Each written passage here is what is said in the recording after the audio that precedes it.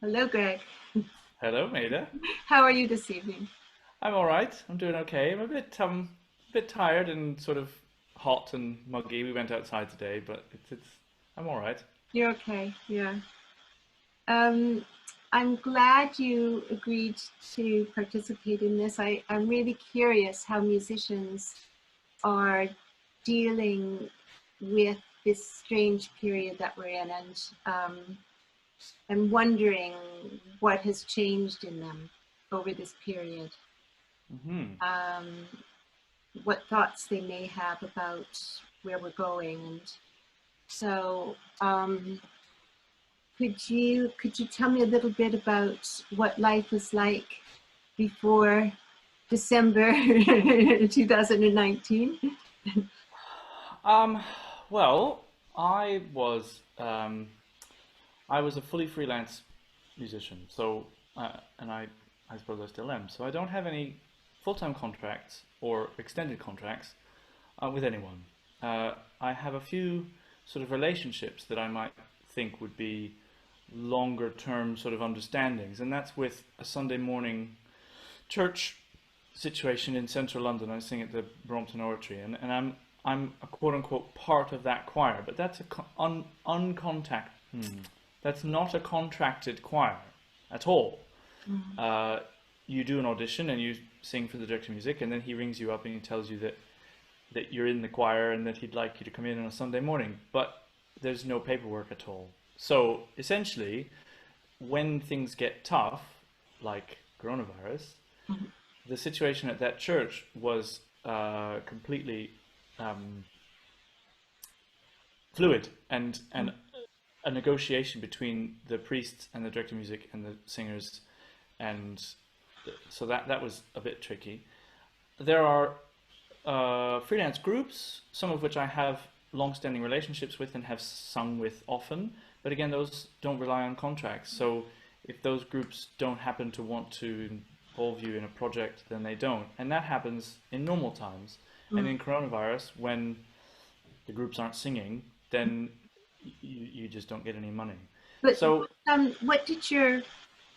I'm sure every week was different, but what did life look like? How did you arrange your life um, before all of this? well, there was a lot of meticulous diary management. Mm. Um, Managing childcare was important. I live with another singer. She's not freelance. She sings in the BBC Singers, and also is on the Sounds of Southfields team, Rebecca Lee. And so dealing with childcare was a constant issue because my schedule was always different, and um, so that was an issue. Planning in advance was an issue. Travel was often an issue. I would be away. I wasn't away all the time, but I was away very unpredictably. What were you Um, they doing? Giving concerts and sometimes leading workshops. I run a week-long residential workshop in Canada called the Canadian Renaissance Music Summer School, and so I would go away and do that for a week. I would go away and do courses run by other people for a week, and that would be me leading amateur singers through choral music as a conductor. Um, I the kinds of concerts that I would give would normally be with ensembles, small ensembles, and chamber choir sized ensembles. I don't often perform with huge symphonic choruses, um, and some solo concerts as well, or for oratorio repertoire for choral societies and stuff like that. But the bulk of my work is with uh, small ensembles, so chamber music sized ensembles, 5, 6, 10, 12 voices, How, if and it's not, you might, any question you don't want to answer, don't answer, but how would you describe your ambitions or your what excited you, where you felt you were going um, before coronavirus. before coronavirus? Well, for the for a very long time, ever since I moved to this country when I was a teenager, I wanted to be doing the kinds of work that I was doing before coronavirus, and I had been doing that for years. So I achieved my childhood, teenage ambitions within 5, 6, 7 years of being here. And so for the last 5, 6, 7 years, I've been doing that, and it's been great. In the last 5 or 6 years, I've started to do much more conducting, and started my own amateur consort, and have done more workshopping and leading, and workshopping in university contexts and music colleges and stuff. And it's that area of things that I felt uh, was You a new want to passion of grow. mine Yeah. over the last 5 or 6 years. And I really felt as though it's difficult to describe the movement and the progression there, because it was slow. I mean, I wasn't on a kind of rocket. Um, that I was certainly getting better, and I was getting more opportunities, and I was sort of growing as a conductor whilst also maintaining my kind of real career, so to Yeah, speak, yeah. as a Were you singer. were you doing any training in the conducting, or were you sort of Um, learning on a, the li- job? a little bit. I'm mainly learning on the job. I mean, I'm in my mid-30s, so it's the time of life when you can't really treat your career like you do when you're 21. But and what I mean by that is that when you're 21, everything is opportunity, and everything is exciting, and everything is amazing, and it's all really fast paced. And 15 years down the line, you're doing the things that you like to do, but there are some other concerns that you have as well. And also, I think um, I was much more picky in the sorts of things that I wanted to do. I didn't go back to music college to do a sort of postgrad conducting course, and I don't think that that would be the right thing for me. But I was having lessons with a few people privately, and I was learning on the job, as you say, as much as possible. So, and learning in different contexts and with different sized repertoire, and all sorts of different So it stuff would like be that. fair to say there was sort of an excitement about this growing new avenue for you. Well, certainly. I mean, I think musicians have to have something that drives them. Musicians have to have Definitely. something within them that gets them excited about everything that they do. Definitely. And you Mm. can't get stale and just be, you know, you try to find new projects, new ways of looking at things, new collaborations. Absolutely, absolutely. I'm very much mid-career, and so the wild, breathless excitement of my early 20s is not really here anymore. But that doesn't mean at all that there wasn't excitement, and that there wasn't passion, and that there wasn't drive. It's a Yeah. different kind Well, of passion, as you and described, you have a young child at home, and that absorbs a lot of energy and a lot of love. A lot of yeah, your sense of direction. I But think it's a deeper relationship with music that you develop, and that lasts for a long time. And so before coronavirus, when when life was sort of normal, it was a question of finding and engaging that depth of passion mm, in a way that sort of has legs, and can persist, and building a project that has a life to it, like my summer school in Canada, or I started a church choir at the local church in here in Southfields, St Barnabas, and worked with the vicar there, and sort of got that off the ground from scratch. And so it's these kind of projects for me that provide an opportunity to invest a lot of myself over a long period of time. and there has to be And an element of challenge, doesn't there? There has to be something that's stretching, a bit stretching in the project. oh yeah, yeah, absolutely. And I often also realize that I want to I want to say things of myself as an artist, as opposed to uh, lots of opportunities in professional music where you can go along and have other people say things through you, if that makes any Yes. sense. Yes, oh, Uh, absolutely. I used to play in an orchestra, which can be like factory work. yeah, yeah. um, So it was all that kind of mid-30s, sort of mid-career, long-term sort of goal finding, and goal nurturing, and, yeah. and that kind of thing. And that's a constant process, and it happens. Absolutely. I think as you grow as a human being and change, I keep putting my hand in my heart because I always find that if it makes my heart bubble, it's something I want to do. Mm. So tell me, um, because I think we've all gone through various stages during this period. First, as far as I experienced it, there was just kind of a mild interest and then an annoyance that every single news article and every time you turned on the radio, you heard one word, coronavirus. And then there was a kind of incredulity, and disbelief that this was coming closer and that it was taking control, really. And then we kind of arrived in mid-March where it was looking us right in the face, and then the 23rd of March, lockdown. Yeah. So then, but most of us had continued to do our normal work up until almost that time, that day. Mm-hmm. I feel that, and I want to ask you about this, but what I've experienced and what people I meet and talk to seem to have experienced is that over this period, since the 23rd of March until today, there's been stages of kind of reaction and maybe it's a little bit like those stages of grief when you but how have you experienced it?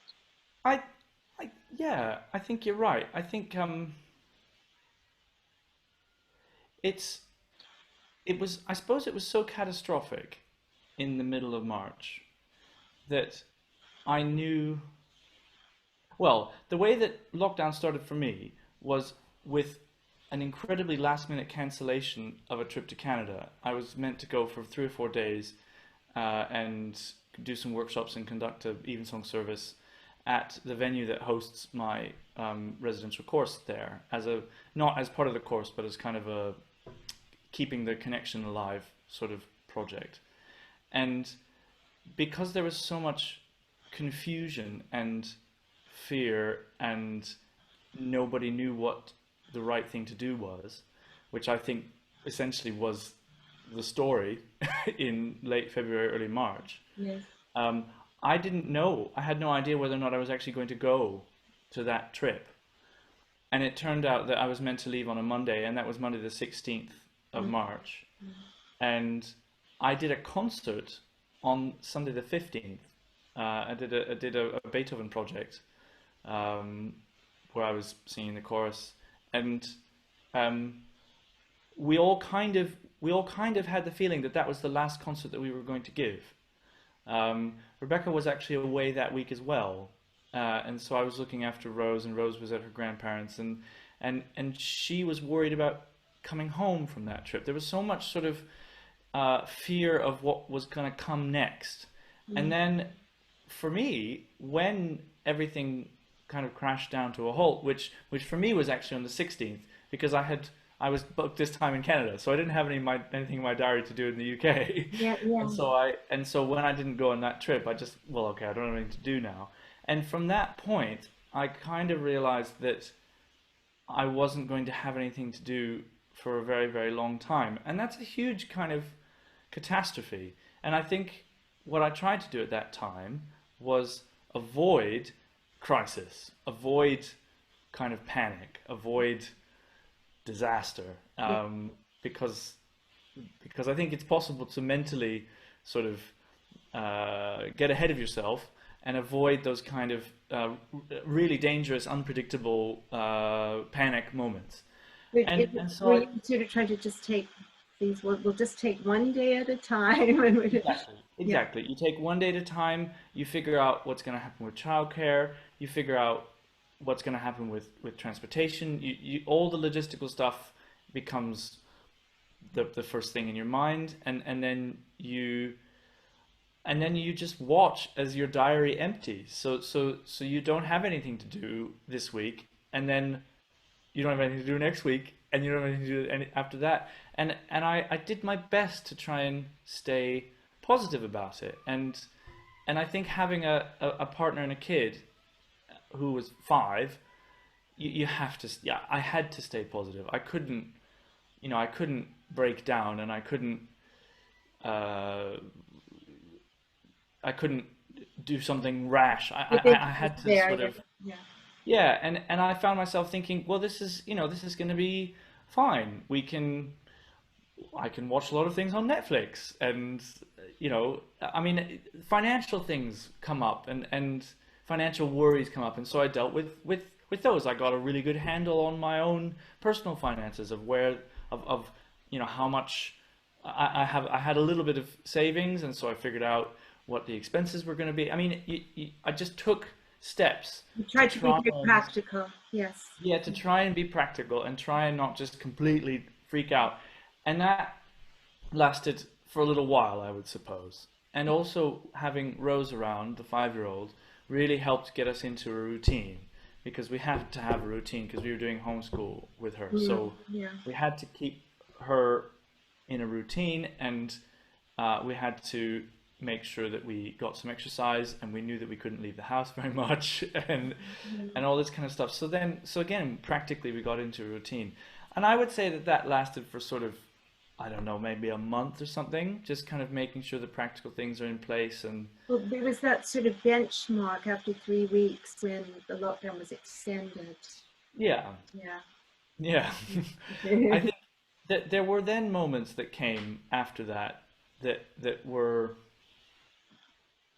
just annoyance, I suppose, and um, fatigue, and uh, not necessarily desolation, and but I think certainly fatigue and sort of darker things, come into your mind, and then obviously slightly later, you start to ask questions about whether this is going to change the direction of your life, Yeah. whether you need to start looking for another job.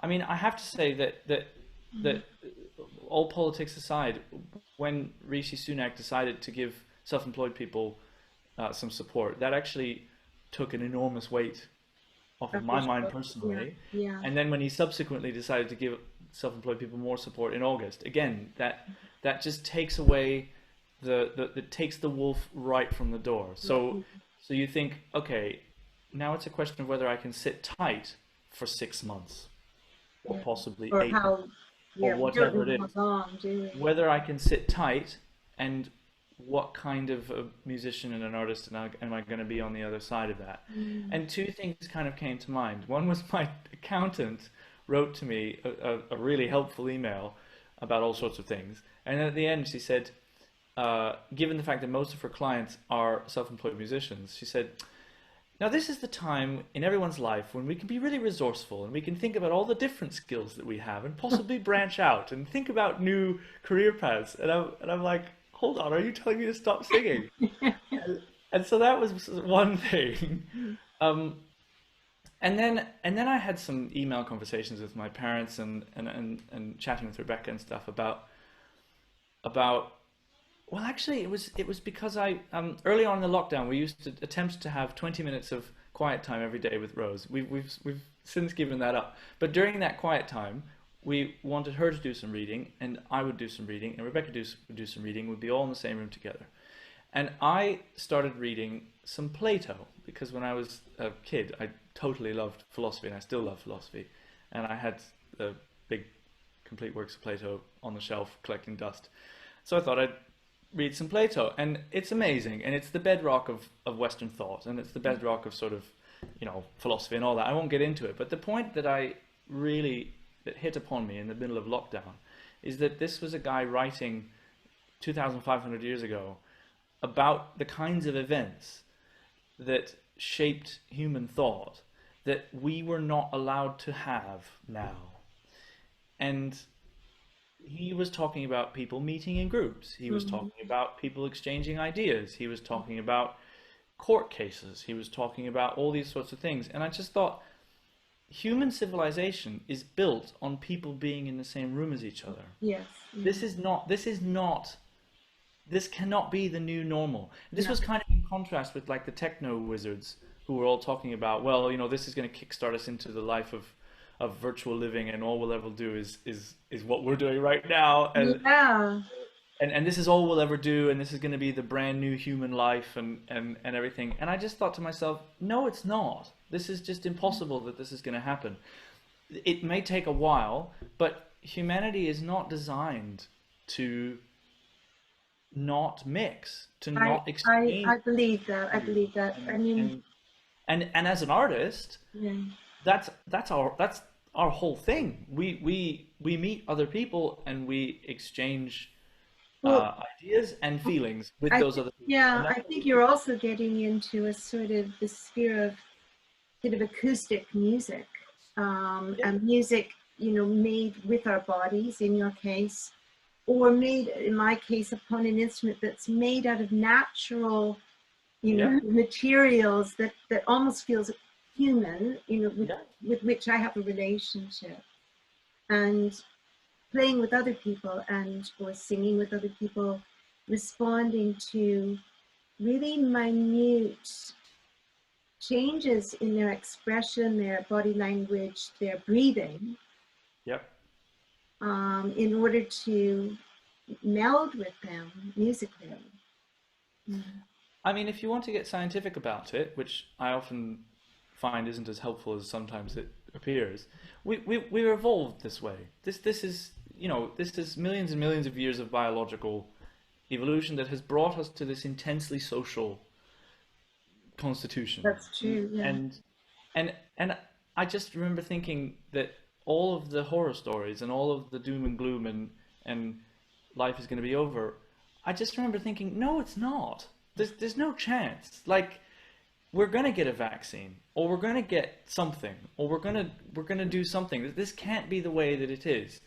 And that actually that sort of stayed with me. So I think my phases through lockdown were, first of all, desperately trying not to panic, Mm. figuring out how not to panic, mainly through like surface level logistical things, and then getting tired, but realizing almost at the same time that there's no way that this is going to be, there's no way that this is going to be how it is for the rest of our lives. So almost developing a sense of hope that's very personal to you, came from within. Yeah. Mm. And I also asked myself, do I have any desire to do anything else other than make music Hmm. with my life Yeah. and serve music? Do I have any desire to do that? I mean, I, I flirted with academia when I was younger. Both my parents are academics and my sister's an academic. So could I mean, I stopped doing a PhD, for instance. Could I go back and do my PhD? Could I move over into academia? I also have an interest in sort of techie things. So could I get some sort of tech qualification? Could I get some training in coding and stuff? Could I do that? I mean, yes, but I don't want to. Yeah. Like I mean, I just don't have any interest in doing that at all. And the only thing that's ever really deeply motivated me in any serious way professionally has been the Mm. music that I do. You clearly made some discoveries about yourself, and you've been talking about them. About your practical nature, your wishing to, be positive and be strong, not give in to despair. Do you feel that you've, and I ask this because I feel I have in certain ways, do you feel you've grown as a musician strangely during this Yeah, period? good question. That is a really good question. Uh, I suppose the answer is I'm not sure, and I hope so. Um, I think one of the things that I enjoy doing the most is leading a group of singers, and one of the reasons why I enjoy doing that is because I get to try and communicate what it is that I love about the music to them, Yeah. that shows them what I see, and I haven't done that in 3.5 months, 4 months, and I desperately would love to do that, Yeah. and I hope that the kinds of the kind of urgency that I feel in a lot of the music that I love, that it demands to be performed and it demands to be served. I think that that urgency kind of makes more sense in this context. That we have we have to do this, and it's obvious that we have to do this, and I'm hoping that I think possibly before the urgency might have come across in me as as manic over exuberance or um, uh, sort of too coming on too strong.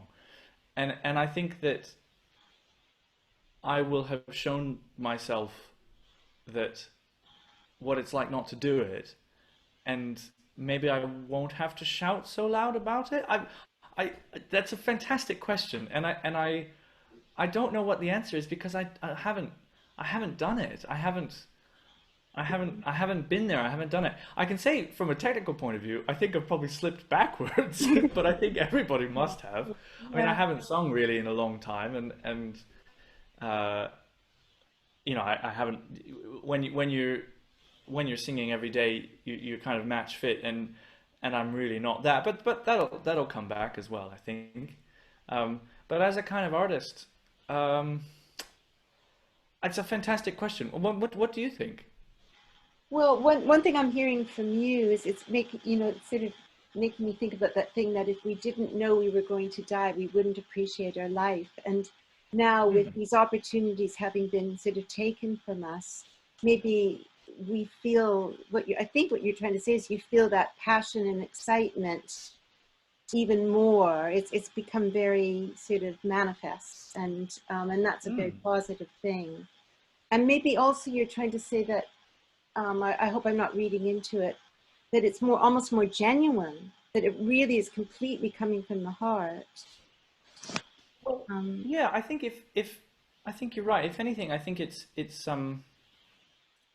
clear. It's clearer. There's less ambiguity or less like I know what that this is what I want to do mm, even more than I did before when I was able to be doing it. yes, It's it's yeah, a funny thing. I found a funny thing about music that as you grow with music, as you grow from a child essentially, which is when most of us start music, mhm, and then as you grow into something that is hopefully resembling an adult, the kind of value that you get from music changes, I think, and that's a really difficult thing to explain mm, because it has to do with experience levels and it has to do with familiarity. That can sometimes get lost in the day-to-day practical running around. Oh my goodness, I have to go do another funeral yeah, thing. yeah, And but when all that's taken away, that depth is the thing that remains. So why do I want to still be a musician? Well, because it's the most amazing thing that that humanity has ever done, and that I need to do this, and it's part of who I am and how I interface with the rest of the world, and it's on that level that those are the things that remain yeah. when the actual practical how do I get to the airport on time is taken away.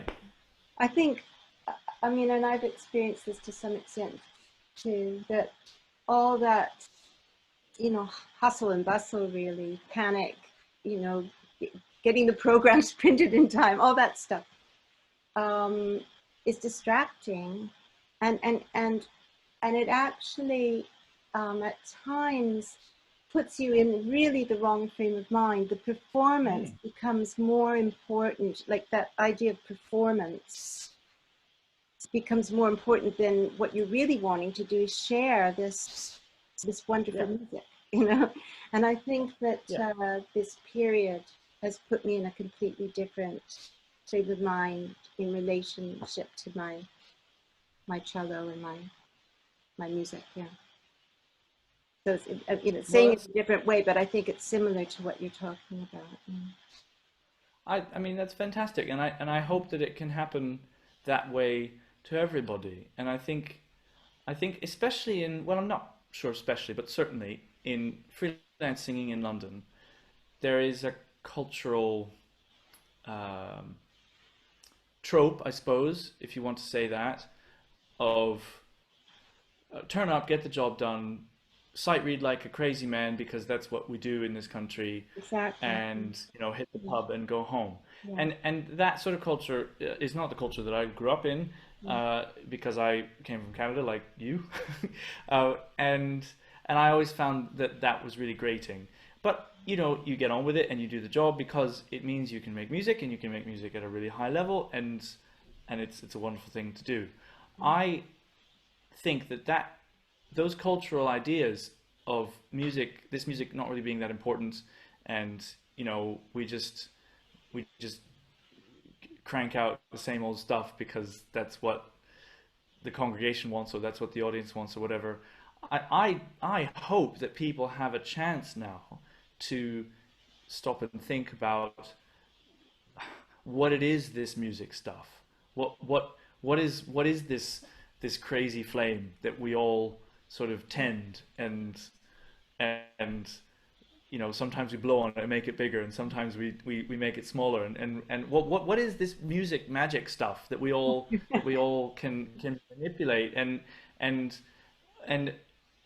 do how do we take that seriously? How do we find again the reason that this is so important? And I really hope that people can have a chance over the last 3 months, I and think what you're probably for lots of us touching a few on, months more to yeah, think about it. what you're touching on is sort of a larger phenomenon that I think all of us, to some extent, must have experienced. I mean, I know that there are people who, over this period, and one of my students, he's working at home now. His wife is working at home. They've got two teenage, but young, sort of adolescents who had to be kept on the straight and narrow with schooling, and life became completely manic. So there are people who are experiencing that, but so many of us have had to slow right down, completely grind to a halt. And it's been basically a spiritual experience. It's been a sort of turning within, and a huge opportunity. Mm. I think that's amazing. I personally, I think I'm more in the former category than the latter, Oh. but I, I would, I think those kinds of experiences are um, hugely positive ones, in Yeah, fact, and I think often it's uncomfortable a little bit, especially if you don't do it very often, to have to slow down and to have to look inside and to have to think deeply about things. But what ill can come of that? I mean, that's how good decisions get made. That's how, absolutely. you Yeah. know, and I'm hopeful for that, I suppose, in that way. So, just the last thing, do you have any, I mean, you've talked quite a lot about, your ideas about what might happen in terms of how people approach what they're doing. But in the shorter term, do you have any ideas about how people will start to make music with one another again? A few practical ideas that are being bandied about. Singing in particular has got a really bad rap in the press Yeah, and yeah, in politics, and I have a theory about that, which is that most people don't think about singing very much, and and certainly politicians don't think about singing very much, and there were a few quite sort of sexy news stories specifically about singing and specifically about choirs mm, that tarnished us all as super spreaders. yeah, And I think that lodged in the general consciousness about what singing is. Now, I don't really know whether that's true or not, but I have a feeling that the misconceptions about how dangerous singing is, which make me and my colleagues very upset, yeah, have come from these two or three quite well publicized stories. yeah, So, from a singer's perspective, we not only have to get ourselves back into singing, but we also have to convince audiences that somehow being in a concert hall 100 meters away from me is going to be safe for them. I mean, well, of course it will. But the other thing is that Public Health England and the Department of Culture, Media and Sport are currently doing lab research themselves, uh, ignoring the research that's been done in other countries. mhm, They're doing research themselves about singing, so that's a positive thing. It's yeah, taken 3 months, but it's a positive thing. So there's questions of social distancing within choirs, singing in smaller choirs, possibly separating singers with perspex screens, um, and that kind of thing. There's issues of doing more recordings. There's issues of doing live streams instead of live concerts. And these are all things that are being actively pursued by lots of different groups, and I'm involved with some of it. I think everybody has realized that making music in isolation and sending a bunch of different files and tracks Yeah. to a computer guy to put together in a computer and then comes up with a bunch of It's boxes on a screen, deeply unsatisfying. terrible. Is absolutely terrible. It's not good for anyone. It's I not good know. for the consumer at the end because all they see is just some faces on the screen. Yeah, And it's certainly not good for the musicians. And for the tech guys who have to put it all together, it's mind numbing. I know. So, I mean, it's not that kind of thing is not going to be a way out. I think it's going to be a question of um, funding is a massive problem for promoters and for venues. I would not want to be in the arts admin world at the moment. Um, Trying to figure out how you're going to run a season at a place like Queen Elizabeth Hall or King's Place or something that's not enormous. Well, one thing that I've And, heard you know, about how it. are they going to run it if they're only allowed to have half audiences or quarter Yeah, audiences or whatever? And I think that there are a great number of people working very, very hard trying to figure out how to get audiences in, how to do it safely, and how to do it in this kind of shifting sands environment of the regulation changing all the time. mm, And and so from a practical perspective, I think everybody's working desperately as hard as they possibly can, and probably throwing as much against the wall as possible and seeing what sticks. yeah. I've got a live stream concert coming up in August where 6 singers are going to go to a venue Oh, yeah. and we're going to sing a concert and that's going to be live streamed. There's not going to be anyone in the audience. Um, What venue is it? I'm not sure actually. Or I think it might be a is that church. what I was going to say is that there's some idea that the that churches might be the solution here. You know, like Well, trying they're to get huge, right? more churches to open their doors to musicians. Yeah, Yeah, they're big and presumably they have lots of windows and you can yeah, open them and you can have a big, well-ventilated space yeah. and lots of room for socially distanced audiences. I hope the churches take that on. I hope they do. I mean, to be fair, a lot of churches already act as They concert do. Yeah, venues, yeah. and that's great because often their acoustics are great as well. So that might be a way through. I think probably ticketing models, funding models, getting money from the public might have to change. You might have to have um, things like simultaneous broadcasts of live concerts. So, you know, you could open it up to like, you know, the worldwide population as opposed to That's just London. interesting. Yeah, I think I you think know, I've probably a seen lot of that that kind of stuff model will in happen. And other. also, Yeah, no, just I've seen that model in other well, I mean, contexts. Yeah, yeah. yeah. I mean, the Met, like in New York, does that, and loads of other places, I'm sure, as well do that. I'm Yeah. wondering whether paradigms of how we get paid as artists, not necessarily whether we get paid, but how we get paid and how much work we do for the money that we make, But are how you whether thinking that you could get changes. bags of rice for your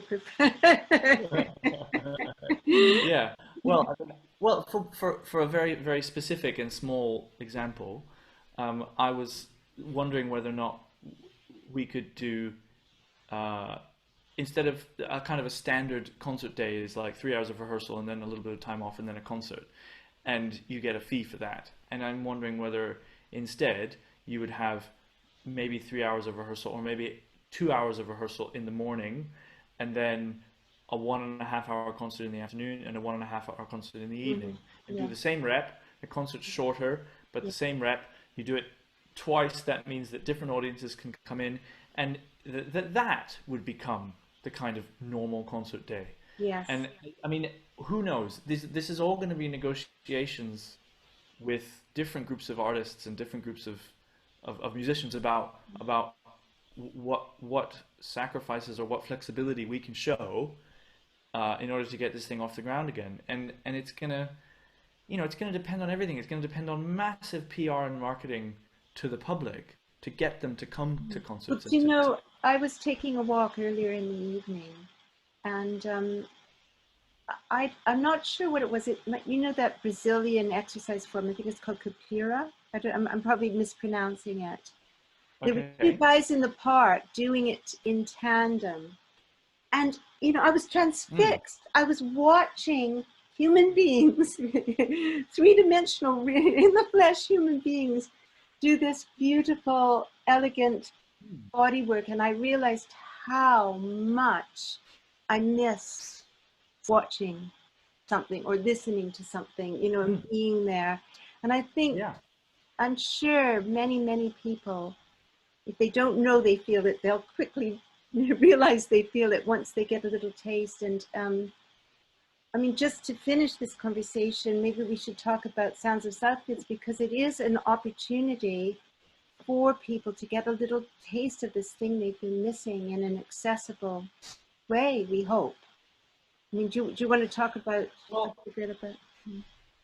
sounds. I mean, you're closer to the middle of Sounds of Southfields than I am, but I think Sounds of Southfields was this an approach of having a local music festival, taking advantage of the talent that we have here in Southfields, which I think is a kind of a hotspot um, of people who have a huge amount of music talent and skill and enthusiasm, and bringing it local to them.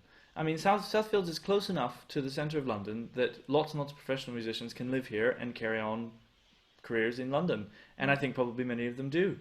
But also, there are loads of people, of other people around who very likely had quite musical childhoods or musical times in university, and then for whatever reason that sort of fell off. So, and we're all here in this kind of quite well defined community. The grid in particular is a really well defined little community, Mhm. and and there's music about, and your relationship with Father Ian Tatham at St Barnabas is much longer than mine, but I think that church, for instance, can become a real center of The club. cultural life Yeah. in the Yeah. hyper local area. Yeah. And for me, Sounds of Southfields is all about the locality of it, the the fact that all of this can happen within 15 minutes walk of where you live, or 10 minutes walk of where you live. And so Sounds of Southfields was going to be, I assume, a music festival that was um, just going to be run with local talent and with local kids. We are going to do some education projects, and there was going to be a come and sing day, but it was all going to be really about what happens again within 10 minutes walk of where you live. Yes. And the website, which is now kind of what that's morphed into, is, I hope, along the same lines. So it's concerts and education projects, and probably for the moment online content uh, that all happens here and all was created here, and so there's a kind of quite focused locality of people who are joining together and making music, even though they're doing it in their front rooms. There's actually something quite charming about seeing someone in their own environment, Yeah. making music or speaking, or I did a webinar with uh, Mark Padmore, speaking about Okay. Rilke's Letters to a Young Poet. And there was a Yeah. Right. panel, and there's some really amazing people like Sally Beamish. Sally Beamish in her living room was talking to Yeah. me. Yeah, so there is something nice about that. And I think that this idea of local local performances has found its time, really. I think, Yeah. yeah. Anyway, maybe we should wrap this up, but it's been a huge pleasure listening to your thoughts. Well, thank you very much. Thank you for suggesting this interview. It's been good to sit down and have a moment to try and put one word in front of the other.